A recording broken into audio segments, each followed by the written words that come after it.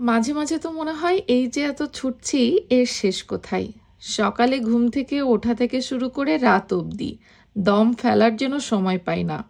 তারপরে যখন চোখটা বন্ধ করি এবং জোরে একটা নিঃশ্বাস নিয়ে নিঃশ্বাসটা ছাড়ি, তখনই আমি খুঁজে পাই আসলে এই ছোটার অর্থটা কি। জীবনে আমরা যে যাই করি না কেন, যত কিছুই করি না কেন, নিজের জন্য কতটুকুই বা করি। আমরা কিন্তু সব করি আমাদের ভালোবাসার মানুষদের জন্য, পরিবারের মানুষদের জন্য। হ্যাঁ, তাই আমিও ঠিক তার ব্যতিক্রম না। নিজের পরিবারের জন্য বা নিজের পরিবারকে ভালো রাখার জন্য এখানে বা বাংলাদেশে যারা আছে তাদের জন্যই আসলে এত ছোটা। সকালে অফিসে গেলাম, অফিস থেকে বাসায় যখন ফিরছি তখন আমার কাছে না এই জিনিসটা আমি একা একা বসে বসে চিন্তা করতে করতে আসছিলাম। আর তারপরে যখন দেখলাম যে না, সারাদিন আমি কাজকর্ম করে আসলেও দিন শেষে ঠিকই যখন বাসায় ফিরি, পরিবারের কাছে আসি, নিজের স্বামী সন্তান এবং তারা যখন আমার জন্য ওয়েট করে, আমি জানি ওই অপেক্ষার মূল্যটা আসলে কতখানি। এবং যখন সারাদিন কাজ করে এসে তাদের এই হাসি মাখা মুখটা আমি দেখতে পাই, তখন আমার কাছে মনে হয় পৃথিবীর সব তৃপ্তি বুঝি এখানেই। আলহামদুলিল্লাহ। পৃথিবীতে আসলে মানুষের জীবনই আর কয়দিন, এর থেকে বেশি কিছু আর কি বা চাই বলুন তো। যাই হোক, বাসায় আসার পরে বাচ্চাদের প্রথম আবদার ছিল ওদেরকে একটু ফ্রাইস করে দিতে হবে। তো এর জন্য ওদেরকে একটু ফ্রেঞ্চ ফ্রাই ভেজে দিলাম, বাসাতেই ছিল ফ্রোজেন, সেটা একটু ওদের জন্য করে ফেললাম। আর আমি এত বেশি ক্লান্ত, বাসায় এসে আমার এক কাপ চা না খেলে হয় না। আর আমি তো এমনিও চা লাভার, এই জন্য আমাদের টোনাটুনির জন্য চা বসিয়ে দিলাম। সো এই চাটা খেতে খেতে আমরা দুজন একটু গল্প করব, সারাদিন আমি কি করলাম, ও কি করলো, একজন আরেকজনের সাথে সব কিছু শেয়ার করব। দেন রাতে রান্নাবান্নায় যাব। রান্নাবান্না অবশ্য টুকটাক বেশ কিছু আছে। রান্নাবান্না আগের দিনই করে রাখি বা আমি একদিন রান্না করে রাখি, দেখা যাচ্ছে ফ্রিজে রেখে দিলে 2-3 দিন চলে যায়, এরকম করে মিশকুশ করে হয়েই যায়। তো চা খেতে খেতে আমাদের সারাদিনের গল্পটা শেষ করার পরে এবার এসেছি রান্নায়। আজকে কিন্তু আমার টুনোর পছন্দের রান্না হবে, মানে আমার জামাই আবদার করেছে যে মাছ মাংস তো অনেকই খাওয়া হচ্ছে, ইভেন মাংস অনেক রান্নাবান্না রয়েছেও, তো আজকে শুটকি খাওয়া হবে। তো এই জন্য ফ্রিজ থেকে আমি শুটকি বের করে নিলাম, সম্ভবত এগুলো মলা মাছের শুটকি হবে। আর বাচ্চাদের জন্য কিন্তু এখানে আলু দিয়ে চিকেন রান্না রয়েছে, যেটা আমি গতকাল রাত্রে করে রেখেছিলাম। কাজে যাব বলে একটু বেশি করে করে রাখি যাতে সারাদিন বাচ্চাদের চলে যায়। আমাদের জন্য শুটকিটা রান্না করব। শুটকিটা প্রথমে আমি খোলা তাওয়ায় হালকা একটু টেলে নিয়েছি, তারপরে গরম পানি দিয়ে কিছুক্ষণের জন্য ভিজিয়ে রাখবো। আর শুটকি কিন্তু আজকে রান্না হবে মূলা দিয়ে। আর এখানে আর এত ফ্রেশ সবজি কোথায় বা পাবো, যা আছে তাতে আলহামদুলিল্লাহ। আচ্ছা, ভালো কথা, মূলা দিয়ে শুটকি রান্না আপনাদের কার কার পছন্দ বলেন তো। আমাদের কাছে তো এটা অসম্ভব মজা লাগে।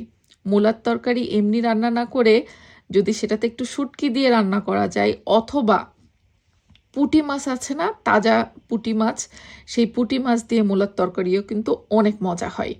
তো মূলায় যে একটা এক্সট্রা গন্ধ থাকে, এটা দূর করার জন্য আমি প্রথমে গরম পানিতে হালকা একটু সময় মূলাটা ভাপিয়ে নিই। একেবারে সেদ্ধ যেন করে ফেলা যাবে না, এটাকে হালকা একটু ভাপিয়ে নিলে মূলার ভেতরের যে এক্সট্রা গন্ধ সেটা কিন্তু একদম চলে যায়।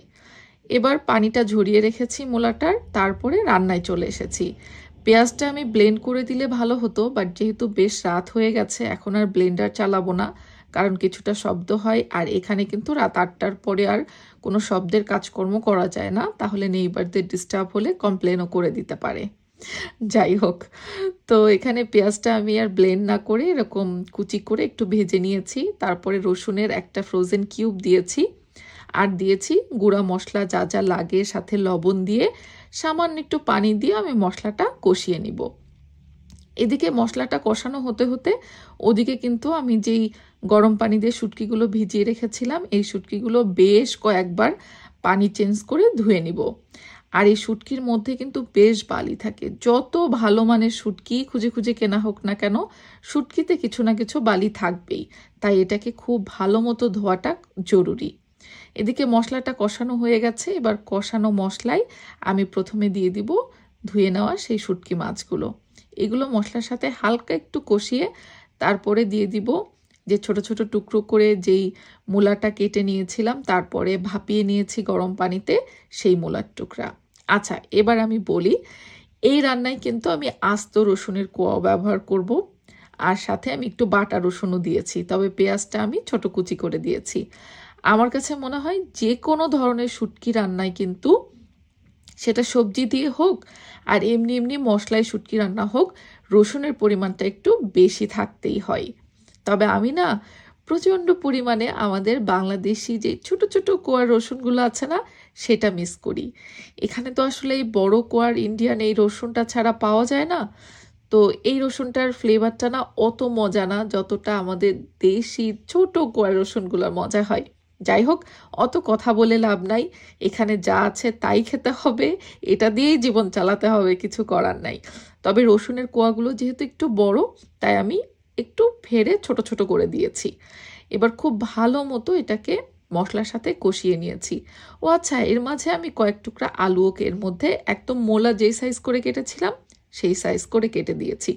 মনে হয়েছে একটু আলু থাকলে মনে হয় বেশি মজা হবে। আমি মূলার সাথে একটু আলু দিয়েই সাধারণত এই তরকারিটা রান্না করি। এবার কষানো হয়ে গেলে গরম পানি দিয়ে দিয়েছি হালকা, সামান্য গামাখা গামাখা একটা ঝোল থাকবে এই জন্য। আমি কিন্তু তরকারিতে কোনো সময় ঠান্ডা পানি ব্যবহার করি না, যে কোনো তরকারিতে গরম পানি ব্যবহার করলে এটার টেস্টটা খুবই মজা হয়, আর সেই সাথে সেদ্ধও খুব দ্রুত হয়ে যায়। ব্যাস, এবার আর কি, এবার জালটা হালকা মিডিয়াম করে দিয়ে তরকারিটা পুরোপুরি সেদ্ধ হওয়া পালা। আর তারপরে উপর থেকে কয়েকটা আস্ত কাঁচামরিচ দিয়ে দিয়েছি, সুন্দর একটা কাঁচামরিচের ফ্লেভার আসার জন্য। আর মশলা কষানোর সময় কিন্তু আমি শুকনা মরিচের গুঁড়াও দিয়েছিলাম, যেটা দিয়ে বেসিক্যালি এই তরকারির ঝালটা হবে। আর শুটকির তরকারিতে কিন্তু ঝালটা একটু বেশি হলে ভালো লাগে, তাই না বলেন? যাই হোক, তো রান্নাটা মোটামুটি হয়ে গেছে, আর ওদিকে আমি রাইস কুকারে গরম ভাতও বসিয়ে দিয়েছি। আজকে রান্নাটা করতে একটু লেট হয়েছে, কারণ অফিস থেকে ফিরে বাসায় এসে আয়েশ করে চাটা খেয়ে বাচ্চাদেরকে ডিনার করিয়ে ওদেরকে বেডে দিয়ে এসে দেন আমি রান্না করতে বসছি। যেহেতু আবার বাচ্চাদের সকালে স্কুল থাকে, তো দেখা যাচ্ছে আমাদের যদি ডিনার করতে কোনোদিন একটু লেটও হয়, বাচ্চাদেরকে কিন্তু আর্লি ডিনার করায় আমি বেডে দিয়ে আসি।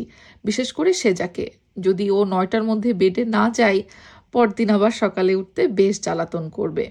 তো এই জন্য যদি কোনোদিন আমার রাত্রে রান্না থাকে, আমি বাচ্চাদেরকে ঘুম পাড়িয়ে এসে তারপরে সেই রান্নাবান্নাগুলো শেষ করি। যাই হোক, আজকে আমাদের রান্নাবান্না শেষ, এবার আমাদের টুনোটুনির মজা করে খাবার পালা। ও আচ্ছা, এই তরকারিতে কিন্তু উপর থেকে একটু ধনেপাতা কুচি করে না দিলেই না। ধনেপাতা যেন এই তরকারির অন্যরকম একটা টেস্ট নিয়ে আসে। যাই হোক, আজকের মতো বিদায় নিচ্ছি, ভালো থাকবেন সবাই, আল্লাহ হাফেজ।